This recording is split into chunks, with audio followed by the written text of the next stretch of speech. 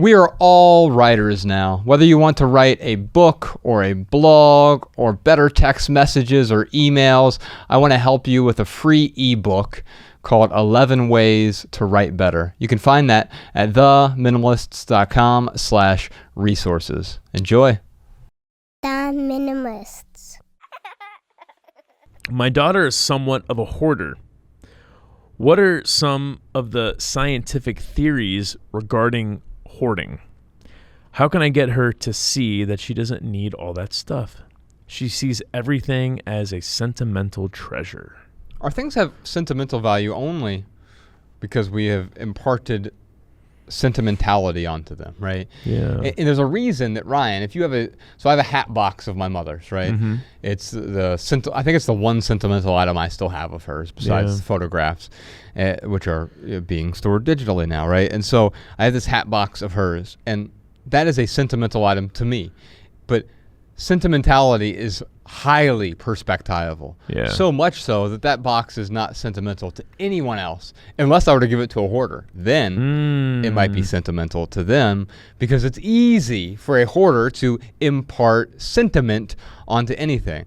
Our things have no meaning other than the meaning we give to them. There's no inherent meaning, no intrinsic meaning to any object. So back to what Axel Vavort was saying, I'm not the collector who wants to possess. I want to give things a better place. However, if we use that sort of thinking to justify our things, you end up being the opposite of Axel Vavort.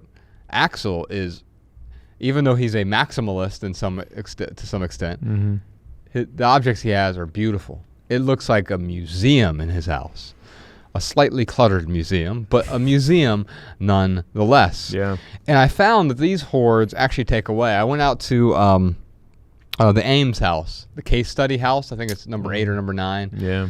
And Charles and Ray Ames both lived there. It was their main residence for a long time, and they've sort of restored it and kept it how it was in its heyday.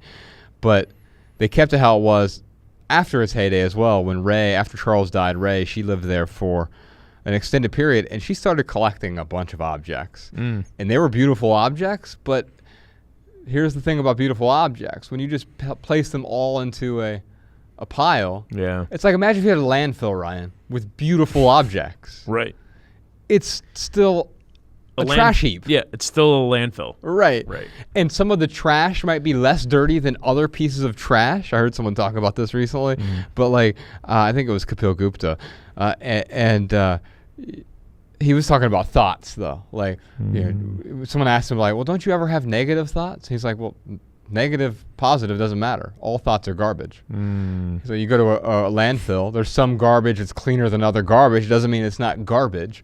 I would say the same thing about our hoards. When we have these beautiful objects, we've collected all of them, amassed them, all of a sudden, the meaning that we once imparted on a few things, we now give to this whole hoard, and it renders it meaningless in a way. Now, unfortunately, the second part of your question, how can I get her to see that she doesn't need all that stuff? Yeah. You can't.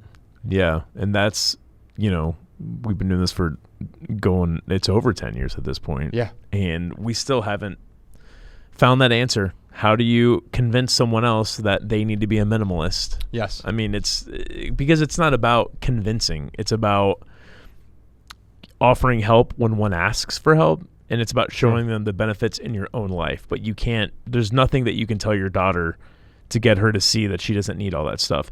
The one thing, I don't know, I don't know if Simply Joyfully here is contributing to the sentimental stuff, but stop buying her presents if you are right now. I mean, that's one way that you might be able to help is to... You're saying physical gifts. You can give different gifts. Yes, exactly. Thank you. So buying her something that she might see as sentimental, and she's probably already doing that, but yeah, other than that, you can't do anything beyond your own actions, simply, joyfully. Yeah, and maybe the other thing, Anthony DeMello would say you can't help people see the truth. You can help them see what isn't the truth. Interesting. And I like that. You can't show someone reality, but you can show them what isn't reality. Yeah. And you know what isn't reality here? sentiment. Yeah. That's not real. It's not tangible. You've assigned sentiment. It doesn't make it any less real for your daughter, but when you can show her that it's not reality, you may not be able to show her what the reality is, but you can show her what isn't reality. Yeah, the question too might be, like, what is the deeper truth here? Like, why does she look at everything as a sentimental treasure? So what else is going on in her life that makes her feel that way? And there might be something you can, bring up to your daughter that might help her gain a different perspective. I mean, if anything, like maybe that's the one thing, and I'm just like talking this out loud, so I don't know if this is really accurate or not. But that is the one thing maybe you can do with others. You can't force them into doing things, but maybe you can create a conversation that offers a different perspective. Yeah. But before you even do that, because I think the language often taints things. Yes. Ryan, when you came to me and said, and discovered minimalism, it wasn't about the language around it. Right. It was about the feeling around it, the essence of it, right?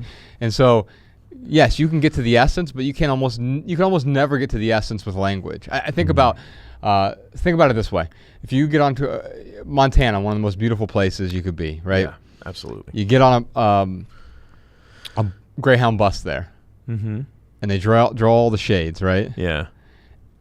And even if you have a poet at the wheel on the intercom describing what's going on outside the window, it's not going to even come close to the essence, the truth. It may have a bunch of facts. You could put David Foster Wallace in that seat, who writes about nature better than anyone, and in a way that, like, you almost feel as though you're there, but it's looking at a rainbow in grayscale. Yeah. It's not the same thing. So you can't explain what is real, but you could say what isn't out that window, and that might help.